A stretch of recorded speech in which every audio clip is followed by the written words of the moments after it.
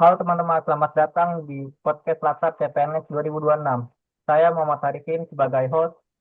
Hari ini kita bakal bahas topik yang penting banget tapi sering dianggap berat, yaitu kemampuan awal bela negara. Tapi tenang, kita bahas santai aja. Dan hari ini aku nggak sendirian, sudah ada Kak Monika yang bakal sharing ke kita. Halo Kak Monika, apa kabar? Halo Mas Arifin, kabarnya baik. Terima kasih ya sudah mengundang. Semoga teman-teman yang nonton juga sehat selalu ya. Nah, langsung aja, banyak orang kalau dengar bela negara itu langsung mikirnya perang militer. Perang atau militer, sebenarnya sempit itu nggak sih Kak Monika? Nah, itu yang sering jadi miskonsepsi ya. Bela negara itu bukan cuma soal angkat senjata atau jadi tentara begitu. Nah, bela negara adalah sikap dan perilaku kita sebagai warga negara dalam menjaga keutuhan bangsa. Begitu Mas Arifin. Berarti semua orang bisa dong ya ikut bela negara ya Kak Monika. Betul banget, justru peran terbesar ada di masyarakat di kehidupan kita sehari-hari.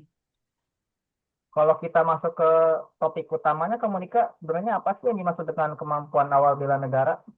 Nah, kemampuan awal bela negara itu adalah bekal dasar yang harus dimiliki setiap warga negara. Ini sebagai macam fondasi sebelum kita melakukan aksi nyata dalam kehidupan kita sehari-hari. Begitu Mas Arifin.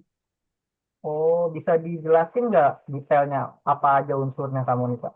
Nah, unsur bela negara itu ada 5. Yang pertama, kita harus cinta tanah air. Yang kedua, kesadaran berbangsa dan bernegara. Yang ketiga, keyakinan terhadap Pancasila. Yang keempat, rela berkorban. Dan yang kelima, terakhir, kemampuan fisik dan mental. Nah, yang kelima ini yang paling sering kita asah ya, yang sering kita lakukan setiap hari gitu. Kalau boleh contohin satu, misalnya cinta tanah air, itu bentuk nyatanya apa ya Kak Monika? Sederhana banget, menjaga lingkungan yang bersih, bisa itu contoh yang sederhana banget. Nah, bangga dengan produk lokal yang kita milikin sampai tidak merusak fasilitas umum gitu, Mas. Oh. Nah ini yang menarik nih. Banyak orang yang mungkin mikir, saya bukan tentara, terus bela negaranya gimana ya Kak Monika? Justru di situ pentingnya pemahaman ini, Mas. Bela negara itu bisa dilakukan lewat hal-hal kecil. Contohnya gimana ya Kak Monika? Misalnya, tidak menyebarkan hoax, bijak dalam bermedia sosial, disiplin dalam bekerja, menghargai perbedaan, dan taat aturan. Berarti hal sederhana datang tepat waktu ke kantor itu juga termasuk bela negara ya kamu? Betul sekali, karena itu bagian dari tanggung jawab dan kontribusi kita sebagai warga negara. Kalau kita lihat sekarang, tantangan bela negara itu sudah berbeda ya, kamu. Iya, sekarang ancamannya bukan cuma fisik, cuman ada berita hoax, disinformasi, bahkan perpecahan sosial itu juga sebagai tantangan dalam membela negara, begitu, Mas. Jadi kemampuan awal bela negara ini semacam tameng ya kamu nikah. Betul, dengan pondasi yang kuat, kita nggak gampang terpengaruh hal negatif lah.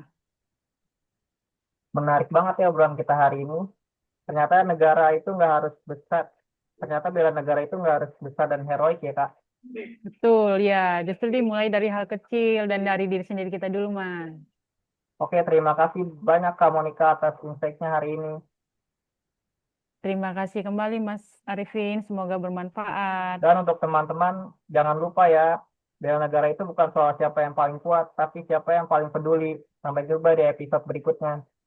Bye. Oh, saya marah lagi. Saya marah.